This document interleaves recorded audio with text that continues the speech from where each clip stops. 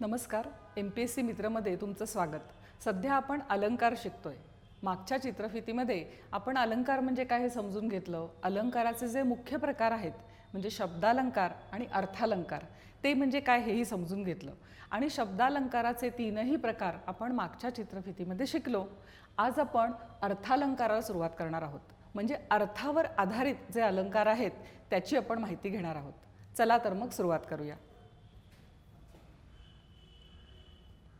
अर्थालंकार. काव्यामधील शब्दाच्या अर्थामुळे चमत्कृती उत्पन्न होते तेव्हा त्या अलंकाराला अर्थालंकार म्हणतात. आपण सुरुवातीपासून पाहतोय की शब्द चमत्कृती कशामुळे निर्माण होते. शब्दामुळे होते म्हणजे त्या शब्दाच्या रूपामुळे होते का त्या शब्दाच्या अर्थामुळे होते यावरती संपूर्ण अलंकाराचं वर्गीकरण अवलंबून आहे. तर जेव्हा ती अर्थावर अवलंबून आहे तेव्हा आपण त्याला अर्थालंकार असं म्हणतो. हे अलंकार वस्तूमधील साम्य, विरोध आणि कार्यकारण भाव अशा अनेक विषयावर अधिष्ठित असतात. म्हणजे अवलंबून असतात. त्यांचं अधिष्ठान त्याच्यावरती असतं. आता इथे पण दोन वस्तूंमधील ही व्याकरणामधली वस्तू आहे. यामध्ये व्यक्ती, प्राणी, पक्षी, परिस्थिती, हवामान असे वेगवेगळे घटक येऊ शकतात. चंद्रसूर्य येऊ शकतात, फुलपानं येऊ शकतात. हे सगळं मिळून आपण त्याला वस्तू म्हटलेलं आहे. याच्यातलं साम्य म्हणजे हे ह्याच्यासारखं आहे. हे विरोध म्हणजे असं अजिबातच नाही आहे. आणि कार्यकारण भाव म्हणजे त्याचं काम कसं आहे, त्याचं कार्य कसं चालतं त्यावर आधारित दुसरी एखादी वस्तू या सगळ्यावरती ते अधिष्ठित असतील तर ते अर्थालंकार असं आपण म्हणतो. अर्थालंकाराच्या संदर्भात आपण आपल्याला जे सांगावयाचे आहे ते प्रभावी रीतीने सांगण्यासाठी त्यासारख्याच दुसऱ्या गोष्टीची मदत घेतो. हे खूप महत्त्वाचं आहे. आपण जेव्हा शब्दालंकार आणि अर्थालंकार यातला फरक पाहतो तेव्हा तुमच्या लक्षात येईल की अर्थालंकारामध्ये दुसऱ्या गोष्टीची मदत घेतली म्हणजे फक्त त्या वस्तूचं वर्णन नाहीये. जेव्हा आपण विशेषण लावतो किंवा वर्णन करतो तेव्हा दरवेळी आपण दुसरी वस्तू तुलनेला घेतो असं नाही. पण जेव्हा केव्हा दुसरी वस्तू तुलनेला घेतो तेव्हा तो अर्थालंकार असतो. म्हणजे अर्थालंकाराचं महत्त्वाचं वैशिष्ट्य म्हणजे एका वस्तूबद्दल माहिती देण्यासाठी किंवा एका वस्तूचं गुणगान करण्यासाठी, एका वस्तूच्या गुणांचं वर्णन करण्यासाठी आपल्याला दुसऱ्या वस्तूची गरज असते. म्हणजे दुसऱ्या कशाशी तरी तुलना करून आपण पहिली गोष्ट किती मोठी आहे किंवा किती चांगली आहे हे सांगतो. त्यावेळेस तो अर्थालंकार होतो. आपण त्यासाठी एक उदाहरण बघूया. विवेक हा कर्णासारखा दानशूर आहे. आता या वाक्यामध्ये विवेक हा दानशूर आहे हे मला सांगायचंय, पण मी तो कर्णासारखा दानशूर आहे असं म्हटलं. आपोआपच मी तुलना करण्यासाठी दुसरा एखादा विषय किंवा दुसरी वस्तू घेतली आणि मग मी विवेक हा कसा दानशूर आहे हे सांगितलं. तर कर्णाचं उदाहरण मी घेतलं की जो दानशूर म्हणून प्रसिद्ध आहे. त्यामुळे जेव्हा केव्हा कुठल्या तरी दुसऱ्या गोष्टीशी तुलना केलेली असते तेव्हा तो अर्थालंकार होतो. आणि ही तुलना कशा प्रकारे केलेली असते त्यावरून त्याचे प्रकार पडतात. साम्याधिष्ठित अलंकाराची 4 प्रमुख अंगे. आता साम्याधिष्ठित म्हणजे जेव्हा आपण एखादी गोष्ट दुसऱ्या गोष्टीसारखी आहे. आपण जे उदाहरण बघितलं की विवेक हा कर्णासारखा दानशूर आहे. आता कर्णासारखा म्हणजे आपण साम्य दाखवलेलं आहे. अशा वेळी त्याची कुठली 4 प्रमुख अंग असतात तर ती आपण पाहूया. तर उपमेय असतं. म्हणजे ज्याचं वर्णन करायचं आहे ते. आपल्या मगाच्या उदाहरणात विवेकबद्दल आपण सांगतोय त्यामुळे विवेक आहे उपमेय. उपमान ज्याची उपमा दिली जाते ते म्हणजे विवेक कुणासारखा आहे, कशासारखा आहे म्हणजे कर्ण हे उपमान झालं. उपमेय म्हणजे उपमा देण्याजोगं, उपमा कोणाला तरी द्यायची आहे अशी वस्तू. जे उपमेय म्हणजे उपमा देण्याजोगं आहे ते आहे विवेक. उपमान आहे कर्ण. साधारण धर्म 2 वस्तूंमध्ये असणारा सारखेपणा. आता जेव्हा आपण तुलना करतो एक गोष्ट दुसऱ्यासारखी आहे म्हणतो तेव्हा त्या दोघांमध्ये साम्य असणारच आहे. तर तो साधारण धर्म कोणता आहे म्हणजे मगाच्या वाक्यामध्ये दानशूरपणा हा साधारण धर्म आहे. तर ह्या 2 वस्तूत असणारा सारखेपणा जो आहे त्याला साधारण धर्म म्हणतात. आणि साम्यवाचक शब्द. आता त्यांच्यामध्ये जो सारखेपणा आहे तो आपण कशा प्रकारे सांगितलाय. इथे अलंकाराचा सर्वात महत्त्वाचा कस लागतो. तो जो साम्यवाचक शब्द आहे त्या शब्दावरती सगळे अलंकार आधारित आहेत. त्यामुळे तुम्ही कुठला साम्यवाचक शब्द वापरलाय त्यावर अलंकार ठरतो. कारण सर्वच अलंकारामध्ये उपमेय असतं, सर्वच अलंकारामध्ये उपमान असतं, सर्व अलंकारांमध्ये साधारण धर्म असतो.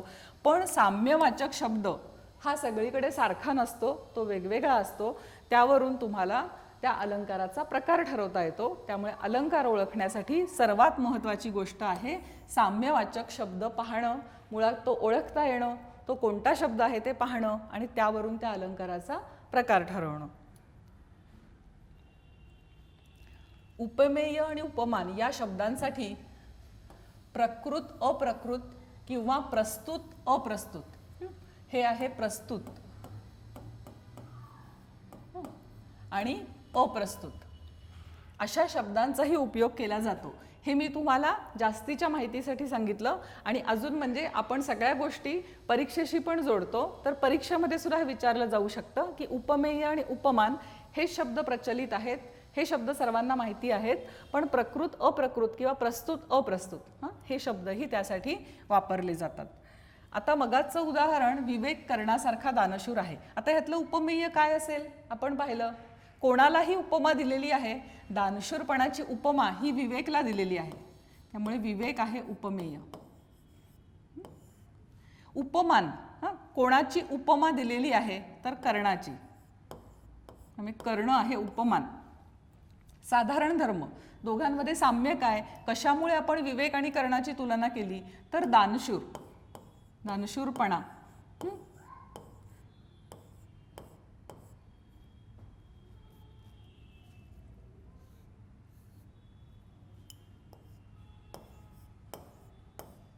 हा आहे साधारण धर्म जो विवेकमध्ये पण आहे आणि कर्णामध्ये पण आहे. आणि साम्यवाचक शब्द हा महत्त्वाचा आहे, हा सारखा. आपण विवेक कर्ण दानशूर आहे असं म्हटलं असतं तर अर्थ कळला असता का तर नाही. आपण काय म्हटलं, कर्णासारखा आहे म्हटलं. आपण कर्णाहून म्हटलं असतं तर इथे आलं असतं हून. आपण कर्णापेक्षा म्हटलं असतं तर आलं असतं पक्षापेक्षा. आपण म्हटलंय सारखा म्हणून आपण तो सारखा म्हणूया. विवेक म्हणजे कर्णच असं म्हटलं असतं तर ह्यात साम्यवाचक शब्द आला नसता. तर हा साम्यवाचक शब्द कोणता आहे त्यावर तुम्हाला अलंकार ठरवता येईल. तुम्ही उपमेय आणि उपमान योग्य प्रकारे ओळखा, याच्यामध्ये चूक करू नका. म्हणजे उपमेयाला उपमान म्हणू नका, उपमानाला उपमेय म्हणू नका, हे अगदी व्यवस्थित ओळखा. मग साधारण धर्म तुमच्या लक्षात येईल आणि साम्यवाचक शब्द ओळखा. तो ओळखलात की तुम्हाला अलंकार ओळखता येईल. आता आपण पहिला अर्थालंकार बघूया. आपण अजूनपर्यंत अलंकाराची जी जी माहिती घेतली त्याच्या आधारे आपण पुढचे हे अलंकार समजून घेऊया. पहिला अलंकार आहे उपमा. उपमा अलंकार तुम्ही खूप वेळा ऐकला असेल किंवा उपमा कालिदासस्य असं म्हणतात. म्हणजे कालिदास या संस्कृत कवीने उपमेचा भरपूर वापर केलेला आहे. म्हणजे त्याच्या सगळ्या काव्यामध्ये उपमा अलंकार खूप आधिक्याने आढळतो. त्यामुळे उपमा कालिदासस्य असं म्हणतात. मुंबईची घरे मात्र लहान कबुतराच्या खुराड्यांसारखी. आपण मगाशी जे 4 घटक बघितले, तुम्ही पटकन याचं वर्गीकरण करा बरं. यातलं उपमेय कोणतं आहे, कशाला उपमा दिली आहे तर घरांना. मुंबईची घरे हे उपमेय आहे. कशाची उपमा दिली आहे तर कबुतराच्या खुराड्यांसारखी, म्हणजे कबुतराची खुराडी हे झालं त्याचं उपमान. आता कशी आहेत, साधारण धर्म काय लहान, घरही लहान आहेत, कबुतराची खुराडीही लहान आहेत, त्यामुळे लहान हा साधारण धर्म झाला. आणि साम्यवाचक शब्द कोणता आहे तर सारखी. सुरुवातीला आपण बघितलं की सारखी आहेत. कबुतराची खुराडी म्हणजे मुंबईची घरं नाही आहेत. मुंबईची घरं कबुतराच्या खुराड्यांपेक्षा लहान नाही आहेत, त्याच्यापेक्षा मोठीही नाही आहेत, तर सारखी आहेत. त्यामुळे हा शब्द महत्त्वाचा आहे. जेव्हा सारखी असा शब्द असेल तेव्हा तो उपमा अलंकार होतो. सावळाचा रंग तुझा पावसाळी नभा परी. परीचा अर्थ पण सारखी असाच होतो. तर तुझा रंग हा पावसाळ्याच्या नभाप्रमाणे आहे. पावसाळ्याचा नभ म्हणजे काळा नभ असतो किंवा सावळा नभ असतो. त्यामुळे सावळा रंग कसा आहे तर तो पावसाळ्याच्या नभापरी, म्हणजे पावसाळी नभाची उपमा तिच्या रंगाला दिलेली आहे, तुझ्या रंगाला दिलेली आहे. आणि इथे परी हा शब्द वापरलेला आहे जो साम्यवाचक आहे. तर तसाच आहे, पावसाळी ढगासारखाच तुझा रंग आहे हे सांगायला परी शब्द वापरलेला आहे. तो सुद्धा उपमा या अलंकाराचा निर्देश करतो. 2 वस्तूतील साम्य चमत्कृतीपूर्ण रीतीने जिथे वर्णन केलेले असते तिथे उपमा हा अलंकार होतो. या अलंकारात एक वस्तू दुसऱ्या वस्तूसारखी आहे असे वर्णन केलेले असते. वस्तू सारखी, सारखी हा शब्द लक्षात ठेवा. सारखी, परी या शब्दातून एक वस्तू दुसऱ्या वस्तूसारखी असते. आता पुन्हा हा चमत्कृतीपूर्ण शब्द आला. म्हणजे चमत्कृती म्हणजे काहीतरी वेगळेपण, काहीतरी वेगळी चमकणारी कल्पना. आता आपण बघितलं मुंबईची घरं ही लहान कबुतराच्या खुराड्यांसारखी. आता ही कल्पना सुचलेली आहे, ज्यांनी कोणी लेखकांनी हे वाक्य लिहिलंय त्यांना ही कल्पना सुचली की कबुतराची खुराडी आठवली आणि त्या कल्पनेवरून त्यांनी मुंबईच्या घरांबद्दल लिहिलं. जसं सावळाचा रंग तुझा पावसाळी नभापरी, म्हणजे या कवीला पावसाळ्याच्या नभाचा रंग आठवला तिच्या रंगाचा विचार करताना. म्हणजे ही जी कल्पना आहे ती प्रभावीपणे त्यांनी मांडल्यामुळे इथे उपमा अलंकार होतो. त्यामुळे चमत्कृतीपूर्ण रीतीने वर्णन केलेलं आहे आणि वस्तू सारखी आहे, म्हणजे त्या वस्तूमधलं साम्य सारखी या शब्दाने दाखवलेलं आहे. उपमा अलंकारात सारखा, जसा, जेवी, सम, सदृश, गत, परी, समान यासारखे साम्यवाचक शब्द येतात. आता तुम्ही फक्त ह्या एका शब्दाबद्दल विचार करू नका की सारखी किंवा सारखा दिसलं तर मग ते उपमा आहे. तर या सारख्याचाच समानार्थ असलेली जसा हा शब्द आहे. जेवी म्हणजे जेवणेशी संबंधित नाही, जेवी म्हणजे जसा. पूर्वीच्या मराठीमध्ये जेवी हा शब्द जसा या अर्थाने वापरत असत. जेवीमध्ये वी रस्व आहे. सम म्हणजे त्या सम हा. सदृश म्हणजे हे बघा कबुतराच्या खुराड्या सदृश, म्हणजे त्याच्यासारखी दिसणारी. गत कबुतराच्या खुराड्या गत म्हणजे त्याच्यासारखी. परी खुराड्या परी किंवा समान खुराड्या समान. म्हणजे हे सगळे शब्द सारखीच्या जागी टाकले तरी सुद्धा योग्य तोच अर्थ येतोय. याचाच अर्थ सारखीला हे सगळे शब्द समानार्थी आहेत आणि त्यामुळे हे सगळे शब्द या उपमा अलंकारात वापरले जातात. हे शब्द तुम्हाला त्या काव्याच्या ओळीमध्ये वापरलेले दिसले तर तुम्ही लगेच ओळखू शकाल की हा उपमा अलंकार आहे. आणि उपमा अलंकाराची बाकीची वैशिष्ट्ये आपण आता पाहिलीच आहेत. आता आपण पुढचा अर्थ अलंकार बघूया. उत्प्रेक्षा. ती गुलाबी उषा म्हणजे परमेश्वराचे प्रेम जणू. बलाकमाला उडता भासे कल्पसुमांची माळचिते. उत्प्रेक्षा म्हणजे कल्पना. उत्प्रेक्षा शब्द आपल्याला जड वाटतो कारण याच्यात जोडाक्षर आहे, प्र सारखे सगळे ध्वनी आहेत. उत्प्रेक्षा पण प्रत्यक्षात त्याचा अर्थ कल्पना असा आहे. ज्या दोन वस्तूंची आपण तुलना करतो त्यातील एक ही जणू काही दुसरी वस्तूच आहे अशी कल्पना करणे, याला उत्प्रेक्षा म्हणतात. उत्प्रेक्षा अलंकारात जणू, जणू काय, गमे, वाटे, भासे, की यासारखे साम्यवाचक शब्द येतात. मगाशी आपण बघितले की सारखी आहे, पण इथे जणू म्हणजे जणू मधून जो कल्पनेचा भास होतो तो जास्त महत्वाचा आहे. ती गुलाबी उषा म्हणजे परमेश्वराचे प्रेम जणू.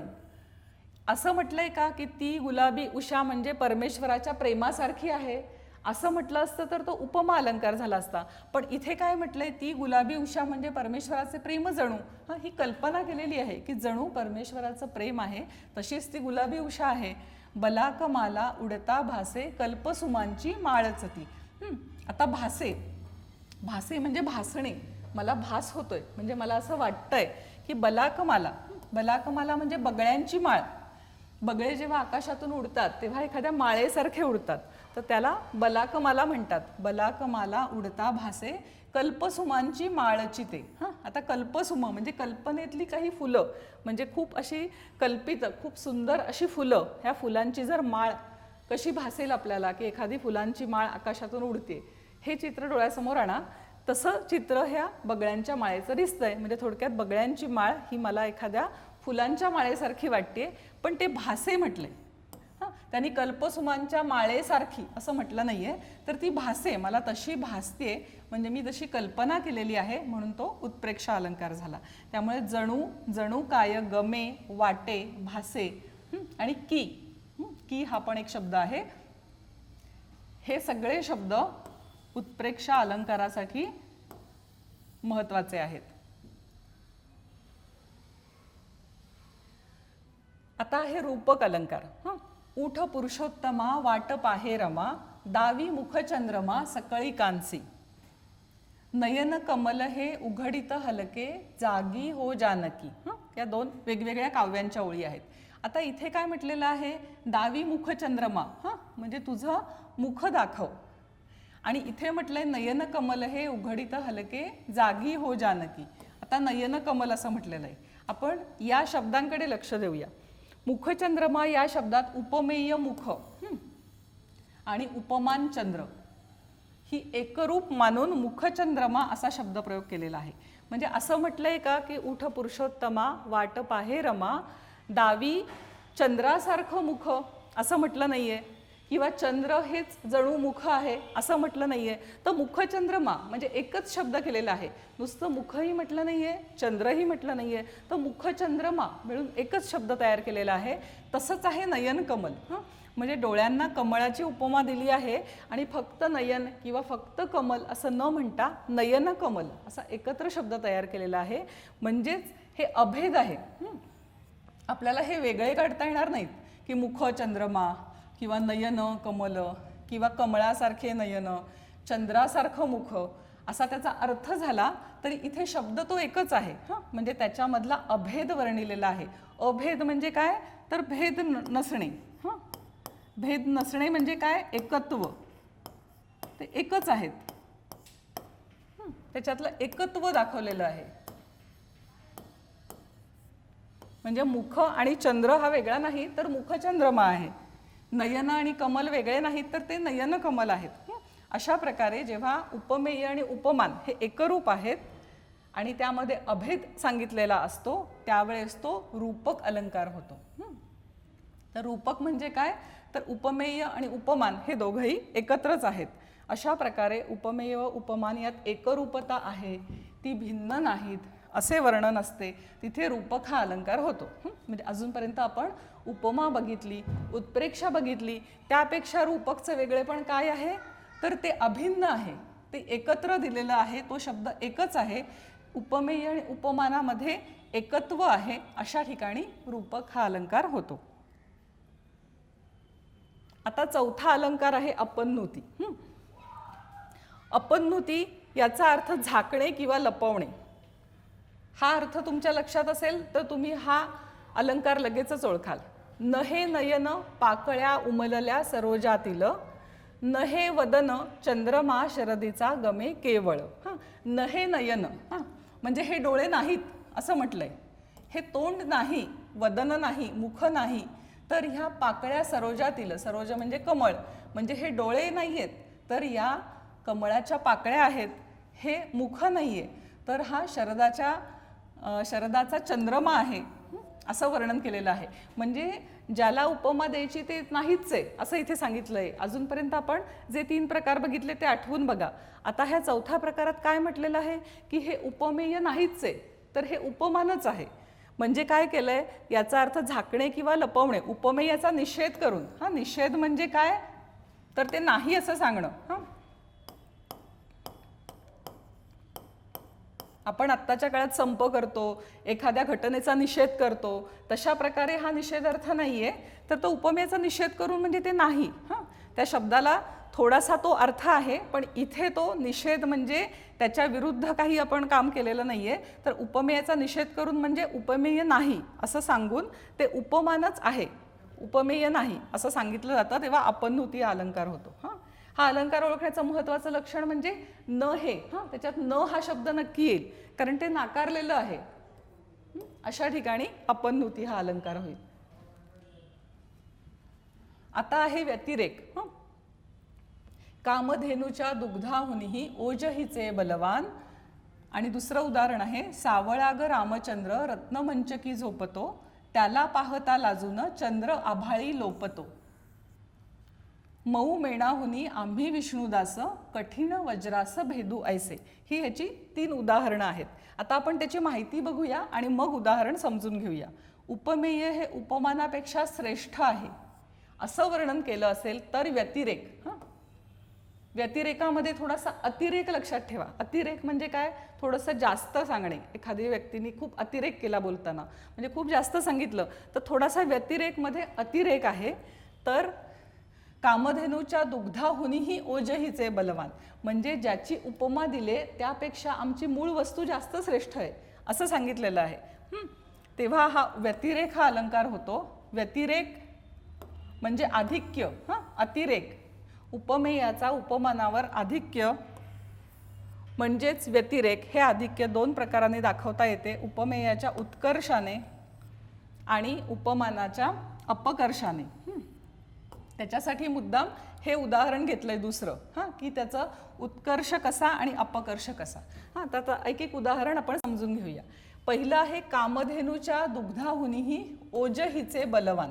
आता आपल्याला हिच्या ओजाबद्दल सांगायचं आहे, पण आपण जी उपमा दिली कामधेनूचं दूध, हिच्यापेक्षा हिचं ओज बलवान आहे. हां, म्हणजे याचा आपण निषेध केलाय की कामधेनूचं दूध सुद्धा तेवढ्या तुलनेचं नाहीये, तेवढं श्रेष्ठ नाहीये जेवढं हिचं ओज बलवान आहे.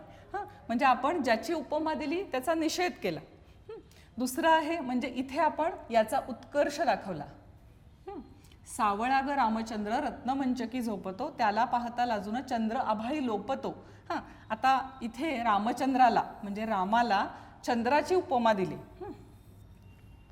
रामचंद्राला बघून चंद्र सुद्धा लोपतो. हां, लोपतो म्हणजे तो त्याचा अस्त होतो, तो तिथून निघून जातो. का तर सावळा रामचंद्र बघून म्हणजे रामाला बघून चंद्राला सुद्धा स्वतःची लाज वाटते की अरे किती ह्याचं सुंदर मुख आहे, मी तर अस्तालाच जातो. हां, म्हणजे इथे त्यांनी काय केलंय, उपमेयाचा अपकर्ष केलाय. लोपतो म्हणजे काय, अपकर्ष. हां, जेव्हा आपल्याला आपण ते उदाहरण ऐकलंच असेल बिरबलाचं, की एक काठी लहान करून दाखव असं त्याला सांगितलं, तर ती आपल्याला काठी तर मोडायची नाही, तोडायची नाही. तर त्यांनी काय केलं, त्या काठीच्या शेजारी दुसरी मोठी काठी उभी केली, आपोआपच पहिली काठी लहान झाली. तसंच आहे की आपल्याला ज्या वस्तूचं वर्णन करायचंय ती वस्तू श्रेष्ठ आहे कसं सांगायचं, तर दुसरी वस्तू कनिष्ठ आहे असं सांगायचं. म्हणजे दुसरी गोष्ट वाईट आहे ज्याच्याशी तुलना करतोय ते आपोआपच आपण सांगतोय ती वस्तू श्रेष्ठ होते. तर तसं इथे केलेलं आहे की चंद्र सुद्धा लाजला, चंद्र लोपला, चंद्राचा अस्त झाला. त्यामुळे रामचंद्राच्या पुढे रामचंद्राचं श्रेष्ठत्व यातून सांगितलंय. त्यामुळे इथे चंद्राचा उत्कर्ष आणि अपकर्ष हा इथे लक्षात येईल की उत्कर्ष केलेला आहे रामचंद्राचा, का तर चंद्राचा अपकर्ष इथे केलेला आहे. म्हणजे चंद्राचा अपकर्ष केल्यामुळे आपोआपच रामाचा उत्कर्ष झालेला आहे. आता तिसरं उदाहरण बघूया. मऊ मेणाहुनी आम्ही विष्णुदास, कठीण वज्रास भेदू ऐसे. आता मेणाहुनी आम्ही मऊ आहोत. म्हणजे मेणाची जी उपमा दिलेली आहे, आम्ही मेणापेक्षा सुद्धा मऊ आहोत. म्हणजे मेणापेक्षा सुद्धा आम्ही श्रेष्ठ आहोत, की मेण एवढं मऊ आहे पण आम्ही त्याहून मऊ आहोत, त्यामुळे आम्ही श्रेष्ठ आहोत. म्हणून इथे पण व्यतिरेक अलंकार आहे. याची पुढची ओळ बघितली, कठीण वज्रास भेदू ऐसे. तर मऊ मेणाहुनी आम्ही विष्णुदास ही ओळ व्यतिरेक अलंकारामध्ये आहे. जेव्हा त्याची दुसरी ओळ वाचतो, कठीण वज्रास भेदू ऐसे, तर हे दुसरं टोक आहे. म्हणजे आम्ही इतके मऊ आहोत की मेणापेक्षा मऊ आहोत, पण कठीण वज्राला सुद्धा भेदू शकतो. म्हणजे जेव्हा सज्जन किंवा चांगल्या लोकांसाठी आम्ही मेणापेक्षा मऊ आहोत, म्हणजे आमचं अंतःकरण उदार आहे, आम्ही त्यांना क्षमा करू. पण कठीण वज्रास भेदू ऐसे म्हणजे दुर्जन आहेत किंवा दुष्ट लोक आहेत, जे वाईट काम करणारे लोक आहेत, त्यांच्यासाठी आम्ही वज्रासारखे कठीण होऊ.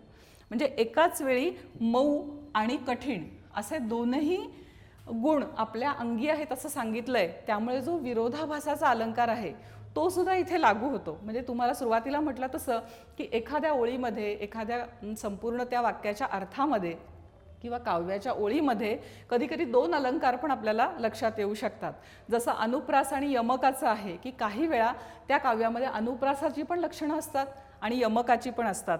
तसं या उदाहरणामध्ये मऊ मेणाहुनी आम्ही विष्णुदास, इथे आपल्याला व्यतिरेक दिसतो, पण पुढच्या ओळीमध्ये कठीण वज्रास भेदू ऐसे असं म्हटल्यानंतर आपल्याला जो विरोधाभास हा अलंकार आहे तो आपण नंतर शिकणार आहोत, त्याचं उदाहरण दिसतं. अर्थात हे माझं मत आहे, पण जेव्हा आपण अभ्यास करतो तेव्हा आपल्या अशा गोष्टी लक्षात येतात. तर माझं एक मत म्हणून मी तुम्हाला सांगितलं, तुम्ही यावर विचार करू शकता की ह्या संपूर्ण ओळीमध्ये विरोधाभासाचा अलंकार पण दिसतो आणि त्याच वेळी इथे व्यतिरेक हा सुद्धा अलंकार दिसतो. आत्ताच आपण अर्थालंकारचे काही प्रकार बघितले. तुमच्या लक्षात आलं असेल की एका ठराविक धाग्याने हे सगळे अलंकार बांधलेले आहेत. म्हणजे उपमान उपमेय ओळखणे, साम्याधिष्ठित आहे का विरोधाभासी आहे, साम्य दाखवणारा शब्द कोणता आहे, अशा सगळ्या गोष्टी लक्षात ठेवल्या तर अलंकार ओळखणं अजिबातच अवघड नाही. आता पुढच्या चित्रफितीमध्ये सुद्धा आपण अलंकाराचे काही प्रकार पाहणार आहोत. तोपर्यंत पाहत रहा MPSC मित्र.